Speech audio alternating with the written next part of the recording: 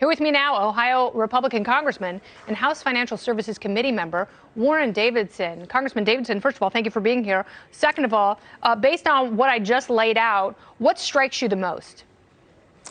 Well, when you look at the Fed talking about putting $1.5 trillion into the market, you look at the movement of the Dow, around 1 o'clock, you'll see a giant spike upwards. Enthusiasm, right? $1.5 trillion, that's going to really make a difference.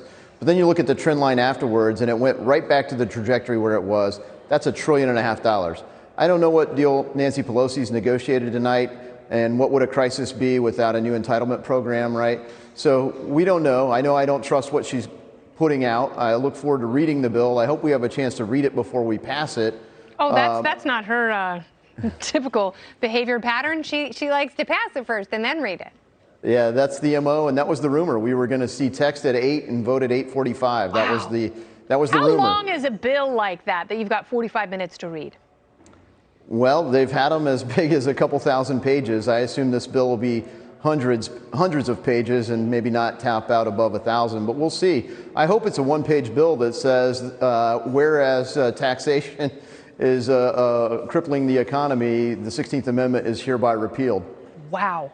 Wouldn't that be probably great? Probably won't say that. Yeah, I'm one of the few shows who uses the hashtag taxation is theft, as well as end the Fed. I don't think we're going to get there, but if we're lurching toward that, I'm fine with it, because I think we're spending way too much money. It does cripple the economy when you're faced with the crisis. What are we learning from this that will actually inform us in the future, so when we do have another virus that is perhaps even more deadly and more of a threat to a wider array of Americans, what have we learned that will put us on a positive course in the future?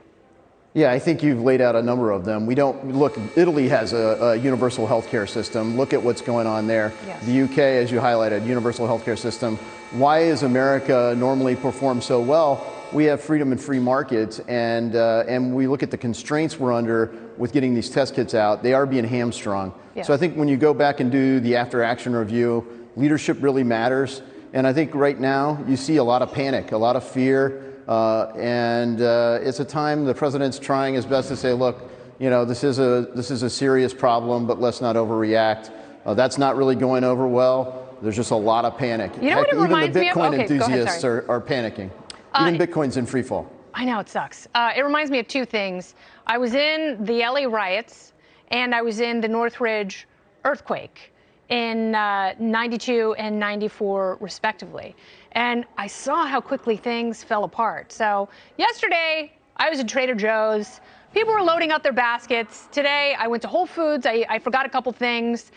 And when you see people jamming stuff into their carts like zombies, it makes you kind of do the same. You get this FOMO, and you start to think to yourself, what do I not have? And I don't know how you stop that. I know the switch flips almost instantly, but how quickly can we come back from that mentality?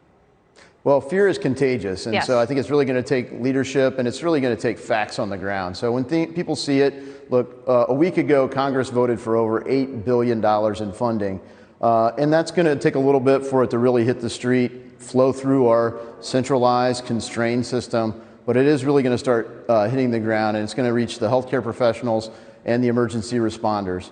And I think you're going to really see that make a difference. And tomorrow, I hope we get it right. I hope it really is bipartisan, because our economy really does need some leadership and response. Do you have faith that there is that leadership? Exercise. Look, I don't have a lot of confidence in Nancy Pelosi, and if it's a good product, we'll take the time to read it, debate it, and really pass a meaningful thing. What about the president? Do you have faith in the president's leadership right now?